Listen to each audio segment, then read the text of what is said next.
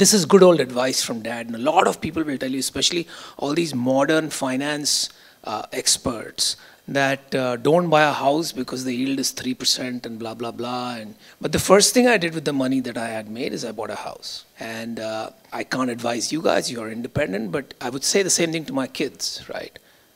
The first time you make money, buy a house, right? Because it keeps a roof over your head, it gives you security, and I think it's incredibly liberating. It gives you a lot of confidence. What I have found, right, is it is not the smartest person or the loudest person or the person with the greatest opportunity that wins. It's usually the person who perseveres through it all.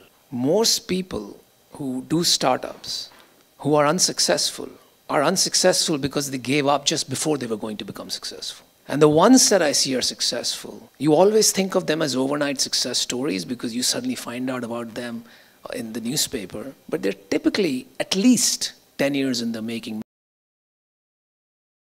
Debt is not bad given the new scheme of things, and if you want to grow, you want to scale, sometimes debt is the cheapest option and the most economical option for you. So we took debt in one of our companies as venture debt as well, where we paid 16% interest a year for about 10 years. And it was wonderful because otherwise it would have cost me 30% at least a year from, a lot of people think equity is free. That's not true. Equity costs you at least 30% a year in rupee terms. So I think that debt worked out very well for us. But the debt that I had taken personally, which my father had warned me against, gave me anxiety attacks. I had mental health troubles. So I don't think debt in itself is bad. I think it's how you use it. So now I'm at a point where I don't have a problem with debt as long as it's a certain ratio to the net worth of the company or to my net worth. So if I'm worth 1,000 crores, I have no problem taking 200 crores of debt. If the company's net worth is X, I don't have a problem with that. So you need to be able to predict how serviceable it is and how much in control you are, and then add a buffer, and I think debt is great. But any reckless debt, which a lot of people have done, hoping that things will work out, is usually a disaster. Right before the company starts going downward. So earlier, because you read all this crap, you have to be really careful about what you read. So somewhere I had read Buffett and he said, I invest for life and some shit like that. And I told myself I invest for life and, and you tell yourself these stories, you start believing it. But the truth is, you can do that with public companies and good, great companies that take care of themselves because of management. Private companies, you can't do that. You always have to have your radar on for exiting. क्योंकि momentum बहुत होता है private companies में, hype cycles आती है और अगर आप नहीं निकले हाइप साइकिल्स पे, then you're trapped again for next 5 years. Highly liquid assets.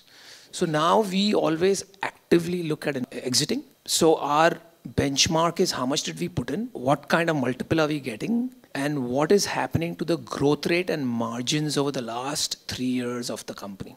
So if there's a massive hype cycle और हमें 20-30x मिल रहा है और PMF नहीं हुआ अभी तक, तो हम निकल जाएंगे because you know that this is going to be a struggle. But let's say company's done well, revenue is scaled, profit is scaling, but all those growth rate has gone from 50% to 40% and 30%, and margins are kind of flat to downward. That's probably the right time to get out at whatever price you get, or if it's a hype cycle, great. Just take it. My investing style is not somebody I would recommend to anyone. It's part accidental, it's mostly good fortune, and it's part a reflection of my personality.